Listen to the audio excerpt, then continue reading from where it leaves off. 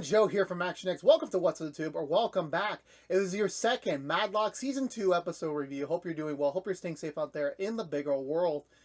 I'm just kind of cutting to the chase. I apologize. I know, like I said, next week we're going to release it, but there was a change in my schedule, so I was able to record this kind of live. I decided to wait till it releases on Paramount Plus because I was doing other projects in the background, so I couldn't make the time to go do it live. And also was getting really late at night, so I opted to not do it for the safety of my own sleep. I need to sleep. So yeah, so that's kind of where I was at with that whole thing. So I do apologize. I will eventually make a cadence schedule at some point, but just the next few weeks, you're gonna have to bear with me, guys. I apologize. It's just things are happening in the background, so there's not much I can do about that. But however, I was very happy I was able to get to this episode today instead of Monday, because this episode, oh my god, this was so fantastic. This was a great episode. I think personally they managed to take the spark they reignited last week and they managed to blow it up. Because my concern with last week's episode, and maybe I didn't signal that properly in the review, that I was really curious to see how are they going to pander out the story further. Because again, by this point in time, it seems like they're on board, they have a plan, they're going to release the information, and then they're going to be gonskis. Maybe they're going to do a whole different type of show by the time we get to this week's, or probably even next week's episode. But no, by the end of this week's episode, I'm more enthralled than ever where they're going to go, because now they set the game for a whole, it's a new type of game.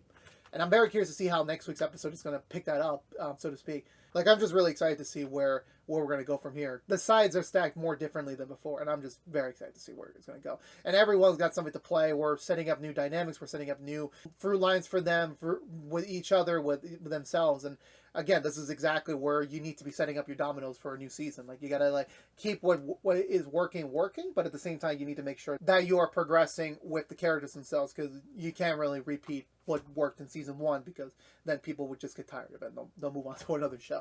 But yeah, no, I was very happy with this week's episode. I very, very was. And I want to really get into it.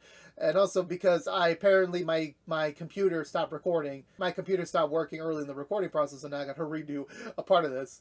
So with that being said, let's go for the Butcher recap and talk about this week's episode of Matlock. So we pick up right in the morning. Edwin's just asking Madeline if they got any updates with the Times appointment, which Maddie says, nope, nothing yet. We literally emailed them last night. They probably were off the clock. Now it's first thing in the morning. Got to give them some time to respond. So they will find out very soon. Because of course, Edwin just wants to pack everything up, get back to San Francisco, and call it a day. But but they have to deal with the other issue, which is Auggie, which, again, him reaching out to his father, then figuring out that yes, it is officially his father, but he's still on the substance, that it's something they don't feel comfortable letting Auggie be a part of right now. So they're trying to find ways to break it down to him. Hey, look, it's not that we don't want you to have a relationship with your dad, but it's just because we don't feel comfortable with you spending time with someone that's still on the substance. You got to be, it's a very challenging thing, because you could if you want to, but remember, not all the times will the person you're trying to connect to be there. Sometimes they are, sometimes they're not. And then most times they're not, you will remember the bad stuff rather than the good stuff. So they want to avoid that for Auggie, since again, he already lost his mother. He doesn't want to they don't want to give him a bad opinion of his dad. But sadly, when they walk through the kitchen, they do find Auggie having cooked breakfast for them, a nice cup of coffee for each of them, some nice tea, and he immediately gets down to business. Like, look, I know my dad's still kicking with the drugs, but I still want to give the best opportunity possible to allow him to be in our lives. So I looked up some homes, some places he can go to in New York, and obviously he can't afford it, but we definitely can, and once he gets clear now, he can be a dad to me again. And as much as probably they feel like he has the best intentions in heart, you have to realize that someone needs to willingly go to these places, because it's not about just, the people backing them up, or there is a good place for them. They have to be willing to do it, because if they're not on board with it, then it's not going to be the same impactful thing when you do want to go. He's going to want to jump on the nearest substance the moment he gets an opportunity. And that's something that, again, they're trying to avoid right now. So with that being said, Maddie does reject this proposal, and obviously Auggie gets mad because it's like, you don't want me to have a dad. And it's like, it's not, I don't want you to have a dad. I'm trying to protect you because your dad's not there yet. He has to be. It's a different thing from reaching out to your son. Well, it's to a different thing of wanting to quit the substance. But Auggie doesn't understand that. He yells at Maddie, insults her, and then walks away from it. And obviously this is the first for Maddie, because she never had her grandson yell at him like that. And now she's taken aback. And yeah, so Edwin just tells her, look, let him calm down for a bit. Obviously, this is still brand new for him. Give him some time. But in the meantime, we should focus on other things. The Times does reach back out to them. They're confirming the interview. They're ready to go. They want to do it tomorrow at 10. They're like, okay, this is the end game. We're finally here. We got 24 hours to go, and then we go back to our lives. And Maddie's like, yeah, we go back to our lives. So we go over to the firm. Apparently, someone else is retiring. Ironically, that specific day, they're gonna throw a big party for him, and I mean, it gives Maddie some sentimental moments. Since, like, again, she may have only been here for a year, but she kind of rediscovered herself, gaining that second chapter, that second win of her life, and saying goodbye to it here is a little bit difficult for her to, like, kind of comprehend. Even though that no one knows that she's about to leave, it's still something hard to kind of grapple with. And then Maddie gets a call from Olympia just to prepare for their case for the day. It's for a domestic abuse survivor getting now charged by her abuser that, no, she abused me as well, so she shouldn't be getting this whole victim treatment if I'm also a victim. So with that being said, that's what their whole case is about. Maddie's going to take care of the preliminary trial stuff today. Olympia's going to take care of the main trial stuff, hopefully down the road after Maddie's gone. But besides that, they return back to their other cadence where she managed to narrow down the list of potential bachelorettes that Senior was going after at the time. It sadly is still a pretty big list, about 60 women. Sadly, the flower shop didn't really help out too much, but it did manage to dwindle down the field. And Maddie's still, like, very much like, okay, I mean, it's cool that you're still progressing this, but, again, like, I kind of want to be done with this already.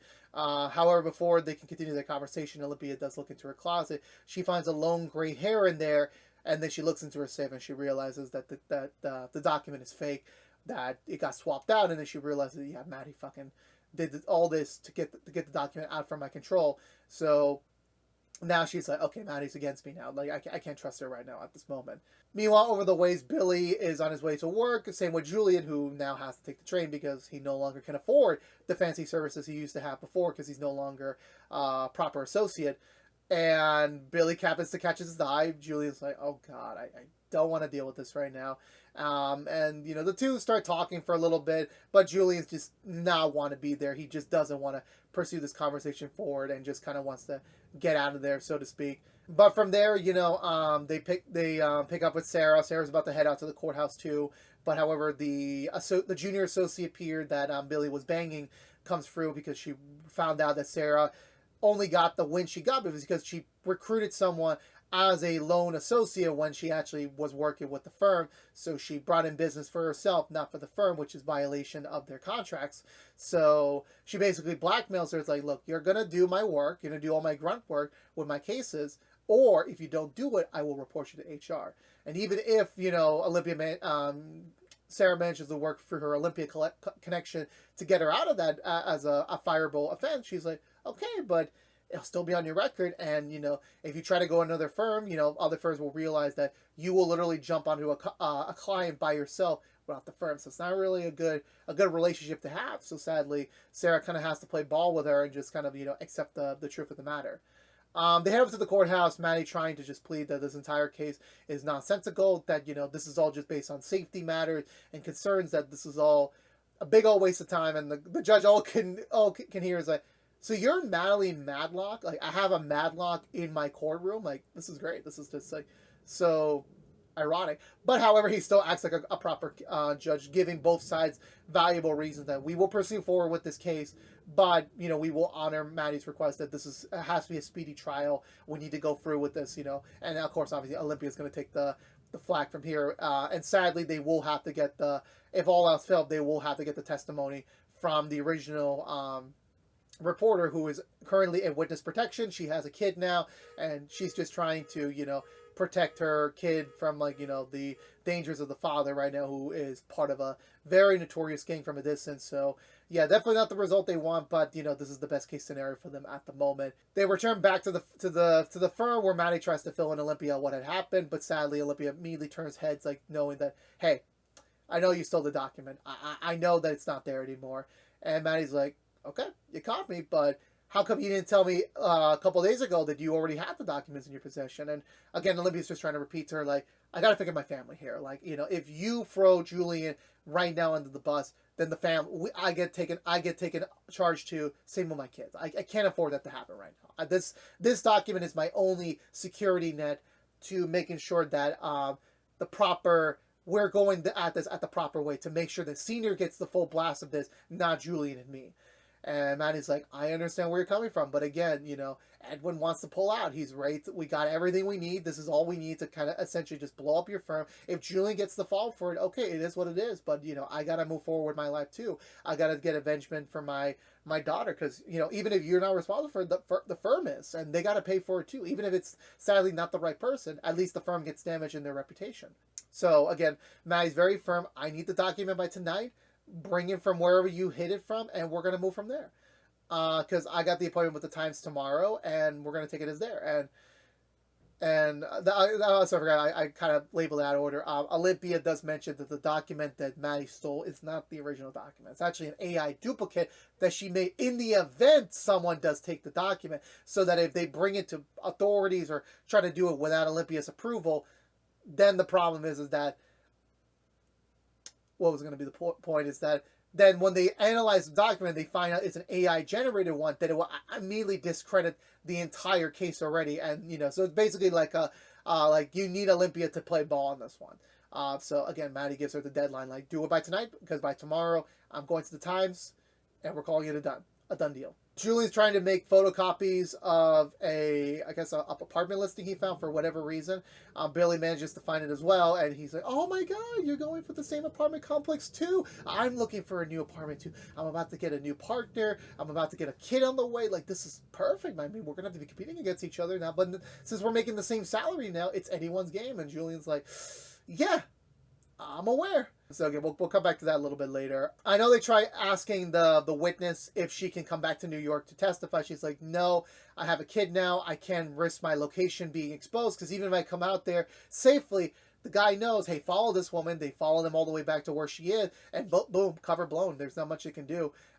So their best case scenario is like to find ways to destroy the credibility of the prosecuting side in order to get away from this case. Which, again, is their only best play here. That's all they can really do at the moment. So they have to explore that route right now, finding any witness that would be willing to kind of, testify and take that risk, so to speak, for it. So from there, I believe, I know Sarah does, I believe we cut to that night. Edwin and Maddie are talking, just making sure everything's on the board. Hopefully Olympia does turn the correct way and is able to do the right thing and, give the document before the Times interview. They also try to make sure that Auggie understands, maybe he's kind of blown off some steam and everything. He does come out to dinner, but he blatantly ignores Maddie completely as his way of protesting. Edwin tries to speak to him, like, it's not just a Maddie to say, I made this decision too, not to include your dad in on this until he gets healed. But he's like, oh, please, I know she wears the whole plan. She makes all the decisions here. You're just a mouthpiece. And again, all insultful things again. Not what they expected from their sweet Auggie. And Augie's like, you know what? Screw this. I'm not hungry. And they're like, yep, back to the drawing board on that one, sadly. And I believe that same night Olympia does reach out. No, not yet. Not yet this week. We do approach the next day. Sadly, Olympia does go to the judge saying that I have laryngitis. I can't fully speak. I'm going to have to let Maddie take point on this one. Basically sabotaging her interview with the Times, which delays her progress, which means that sadly Maddie would have to stay in court, since the judge is very much ruling like, you're the one who asked for a speedy trial, so we're going to proceed today, and you best be ready. And Maddie's like, great. Just great. So Maddie calls Edwin just to make sure that he's okay with trying to delay the interview, at least by a couple days. Something came up sadly about it. I believe it's when, again, Maddie tries to testify, tries to doing her best in the court case, but sadly it's very restricted because they're working with very limited resources because, obviously the main witness does not want to come out to New York anymore, so they're very much back against the wall on this one. So she's trying her best, but she's not really doing the best possible to make the jury believe that this guy is a very credible threat to everyone involved. So they really got to double down and find a witness, for that. So Maddie decides to go after one of them that, it's a probability because he has a kid. So hopefully she can connect with him on that. Everyone goes back to the firm. Sarah does talk to Olympia about the potential HR complaint about the lodged against her. And Olympia's like, good. You actually reached out to me first. You actually are coming to me as soon as you found out about this. And I will help you because I need people I can trust right now. At the same time, Billy finds Julian. He goes after him, trying to talk more about the apartment hunting. And eventually, Julian like flips. He's just like, he just explodes at Billy, and I'm just like, good, good. I'm very happy. I was like to see again. He kind of has that the Dipper voice in him still, so just hearing that again for a little bit was like very warming to my heart. Olympia pulls him away from it, like kind of like sitting him down, like, what's going on? Like, you can't be doing this. You're a junior associate now. You don't have the same leverage that you do if you have an outbreak like that. He's like, I know, it's just, I stop because, like, look at my life right now. Look at my life. I'm living on day to day. My ex-wife knows of the malicious thing I did, and now at any moment I can get arrested. At the same time, I'm moving into a very smaller unit. I don't have anyone to talk to anymore because he has no one right now, so to speak. And essentially, Billy annoys him to half to death. So it's like he kind of had a limitation to it, and like, you know, so he kind of doesn't know. And thankfully, Olympia does talk to him, like saying like, look. Look at your scenario is not the best. It really isn't. Like, of course, you don't have a wife. You don't have, your kids are on limitations. So you're at any point you can get arrested, of course, because, like, you know, the outside person that knows about us is, you know, also a play here. You could still get arrested at any point. So, like, take what you have for now as a gift. Don't take it for granted, because at any moment things could flip. He's like, okay, I will do my best. Maddie talks to Edwin about the current situation they're at, and they're still trying to figure out the best cadence for this, about what they can do now realistically on both the document front and on the Auggie front. But they get interrupted as Maddie approaches the fish market. She does woo inside, talking to the potential witness. He's like very much, nope, I'm not doing it. These guys are too dangerous. If I put myself on the crosshairs, I already lost my son. I can't lose my own life too. And she's like, I understand that. But the original witness, she has a kid too. And if you make her go on that stand, she will die as well. So that at least gets him under the rules of like, okay, I will go. But sadly, he does change his mind and is not able to still testify, willing to go under contempt of court because he's not willing to address the situation at hand. But this does go into Maddie's plan to, like, at least setting up the seal for, like, potentially taking down the guy, but they still need one more thing to really win it gun-ho for them. Olympia's conveniently not present anywhere, and Sarah does tell Maddie that, oh yeah, no, she went off to the Hamptons. She already got a valet service. She's already downstairs, which Maddie does run downstairs to the parking lot. Sadly goes away, but Olympia is already there as well. Again, trying to convince her, like, look, I understand where you're coming from, but again, I'm limiting on my plays here. I'm focusing on myself as well. So the document is in Connecticut, in a safety deposit box. Only I can get access to it. And, you know, I'm willing to give it back to you. I am willing. And Maddie's like, good. But I need some at least some sentiment from Edwin that you will bring me back. So you're going to be taking Edwin with you to Connecticut. And so Edwin goes along with it.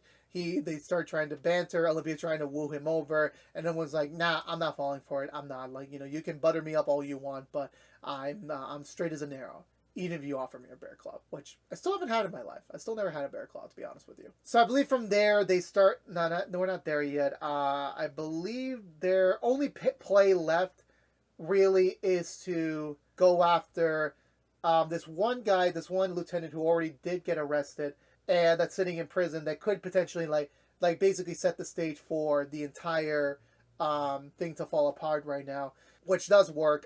They reach out to the partner who does disclose some information about him, and, you know, during Maddie's interrogation of him, they're in the courtroom, she manages to use all of his pet peeves to kind of get him to overreact, which allows her to kind of paint the picture that this gang is very dangerous, so the jury should not take sympathy on him, that there was even if she did attack him, that at least it was under duress. So it wasn't anything malicious, it was just that she did it for her own survival, so to speak.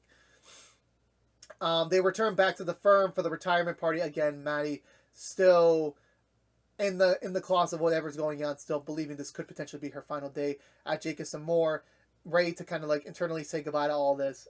Which at the same time, Sarah and Olympia managed to get the other person that was sleeping with Billy off of their radar, because thankfully Olympia managed to pull some string to send her to Omaha for the next 6 months, which at least will give Sarah some time to, like, kind of be able to, like, run the clock out on that. And sadly, it's not much she can do. She's going to go to Omaha, report straight to Omaha very soon. So sadly, she will not get the last laugh against Sarah, at least this season. So from there, I know Maddie also talks to Billy about certain things. I know there was a conversation with them, like letting them know, like, I'm not going to be around forever. It's not that I'm going to die anytime soon, but you guys are going to outlive me here or in your careers. So you guys best start, like, starting to get more comfortable without having me around of that. Just prepare yourself. It's going to hit harder than most. Maddie does get a call from Edwin saying everything went well. They're already in Connecticut. She's getting the document now, and he will confirm its authenticity. And then from there, we'll be fine. So there will be some, conversations about their future when they meet up, but they still got to go through a couple more things. But at least so they're on the same page. With everything about to come to light. So from there, Billy tells Maddie they're back from the jury's back. They head back to the courthouse and they do rule in the favor of the witness. So she is safe. She doesn't have to come back to New York, and the guy's case is thrown out. So again, wonderful. And then the judge, like, I guess he hums the original Matlock theme song, which I'm like, oh, that's wonderful. That's amazing. So from there, everything's said and done. Maddie does get a call from Olympia. She meets Olympia up in one of the courthouse's rooms where, they're back. They got the document. Presumably she gives the document over, but it's just more blank pieces of paper. And she tells her, I have the document, but I also dropped Edwin off in half a mile from here. I also took his phone. I took everything away from him. So I'm just letting you know that, I'm still at play here. Like, y'all try to, like, swindle me out of this. Keep in mind that I feel for you. I do want to expose things, but correctly. But if you guys are going to be against me, I'm going to start making sure you guys fall under my orders. And Maddie's like, okay, you want to do it like that? Fine. I'll just play the sweet old lady in a car, lost their daughter, found out about this, managed to do, okay, sure, very shady investigation, but hey, you can't deny the facts. So either way, you will be taken down too. Same with Julian and Senior as well. So you best pick about your practices now. You got till tonight, give me the document, or else we're moving forward with the Times interview tomorrow. Edwin does give Maddie a text saying that I'm fine, I got one more thing to take care of, and then we'll meet up. It turns out to be with Joey, the father, and he does say, look, I'm going to give you an opportunity. Auggie really wants to be with you. He really wants you in his life, so I will write you a check for the halfway house. We also got you a room at the halfway house, so all you need to do is drop by, drop the check, and confirm it. But, it's in your hands. If you go, then we will see that as a sign you really want to be in Augie's life. But if you don't come, then we assume that you don't want to, you just care about the drugs. And so he has a little bit to contemplate about. So I believe from there, we just go straight back to the household where Maddie and Edwin are kind of like now talking about properly the future of where does things go next for them. Edwin does make a promise that he is non-negotiable for the future. He does want to go back to San Francisco. That's something that, as much as New York, has kind of grown him a little bit. And obviously the Joey factor, should he decide to go into rehab, is something that, is openable to him. But if he had a choice, it would be to go back home to San Francisco. And Maddie's non-negotiable if she wants to go back to work. She definitely wants to keep doing this thing, even if it doesn't end up being at the firm itself anymore, at least so she can continue doing what she does love to do and still help people as a result of it. Obviously, Edwin's a little bit against it, but Maddie said, hey, you got a non-negotiable, I got a non-negotiable. So at least today we could just approve the non-negotiables, and from there, as we continue to go a little bit forward, once we feel a little more comfortable, then we'll talk about it more. And then they were starting getting to like some of the secondary recreational activities. They'll do us a couple to at least try to meet a middle ground. Like if Maddie's going to be working full time, at least he'll have some time to like spend with her, essentially speaking. Which I thought to be really sweet as well. But it gets interrupted as Olympia does call Maddie, letting her know that, oh, are you by your laptop? And she's like, sure, go. I'll be there. So thinking that, okay, we're gonna get the documents. At least it'll be a virtual copy. At least for a sign of good grace. However, sadly, she only sends over the clip where Maddie basically says that she's gonna act like an old lady, utilize her trauma with her deceased daughter to basically get sway from like investigators and from the courts to at least prove without a doubt that, this is coming from a very specific place that, not an ordinary person would go for. And Olympia's like, okay, you're right. I may not have got additional leverage over you, but what I essentially did is I took away, your argumental points. So if you try to really go against me, I'll leak this. So any case you were trying to build against us would be destroyed. So essentially they're at a stalemate right now where Olympia and Matlock are essentially going to have to work together to be able to kind of figure this all out. But how exactly will their partnership go? Will there even be a partnership? Is there like essentially a civil war brewing? Who really knows? Because that was it for this week's episode of Matlock. Like I said, I feel like the end moments were like a kind of a really, it turned the viewer on head. Because normally when it comes to like the end of the episode twist we got during season 1 and last week, is that everything was benefiting Matlock. It's like everything was kind of going in her favor. And we only got a little bit of that in the penultimate episode, not the penultimate, in the 18th episode of, no, not the 18th, my bad, I thought it was the 20 episode season, in episode 17 last year, where we got to see Olympia kind of figure things out for her own and realize that Maddie had to be the one kind of like systematically trying to work the system for her benefit. So now this episode reminding us that, yeah, Olympia is her own capable person, and she is able to kind of like, well, you've been playing this game all along without a real opponent. Now I'm your opponent, and now I'm checkmating you because, like, you know, I know all this thing. You only have the advantage of surprise against us. Now you don't have that anymore with me. So now, essentially, she's checkmate Maddie as she kind of has to figure out what she's going to do next. Which, honestly, it does kind of give more to worry about. Where, like, because for me, like, because the whole thing about season 1 was about being worried if Maddie was ever going to get exposed or caught early on into her investigation. This being the reverse now, where, like, someone knows what she's doing, and now she's really kind of like, okay, I won't reveal you unless you push me towards it.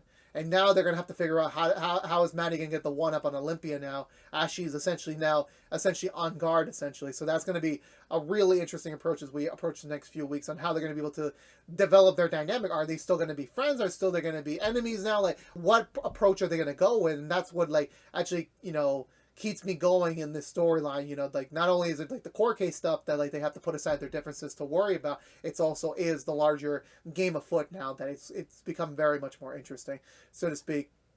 Seeing Julian in a weaker place now, you know, again, like, I love his reactions, I really, really do. That's just being a Jason Riddler fan, but just essentially with that approach. And then also on the other end with Billy and Sarah kind of having to deal with their own mini subplots, which essentially are kind of getting rectified pretty quickly. They're not, you know, they're not really as frugal and big as the others. So it does, you know, it does seem to be a nice cadence just to have the core 5, Edwin being included somewhat into the focal story point, which allows us to have a much more compelling story to really to get behind as a result. So what again, with that being said, you know, I really love this episode. I really, really did. I cannot wait for next week. And I'm going to try and make my strides to make sure I try to watch it live, but we'll see how that goes. We will see how that all goes. But for me, I'm giving this episode 2 thumbs up. Let me know down below, what did you think of this week's episode of Matlock? Did you love it? Did you like it? Let me know down below. I would love to have a conversation with you about it. But I believe that's going to do it for me today, everyone. So, in other words, this has been What's the Tube from ActionX, reviewing the 2nd season of Matlock. If you want to do what we're doing normally, besides our Matlock reviews. Right now, we're just doing Matlock. We'll have a couple of one-off seasonal reviews during the rest of the year. At some point, they're nowhere near ready for release, but just a little update on that. We just posted our After the Theater for Man of Steel, so you want to go check that out. Please do. All the support would be greatly appreciative on that. We have another sister channel over at the Collection Compass. If you want to take a look at our collection related videos, that's always available for you. But if you only care about Matlock, you're in luck. We'll be back at least next week with another brand new episode review, so stay tuned until then. But again, thank you so much for watching, guys. I greatly do appreciate it. But again, thank you so much. Please subscribe if you haven't yet, like, favorite, share if you want to, ring that bell, and follow us on social media for more. But until we see each other again, thank you so much for watching. Please stay safe out there, be good to each other, and as always, peace out.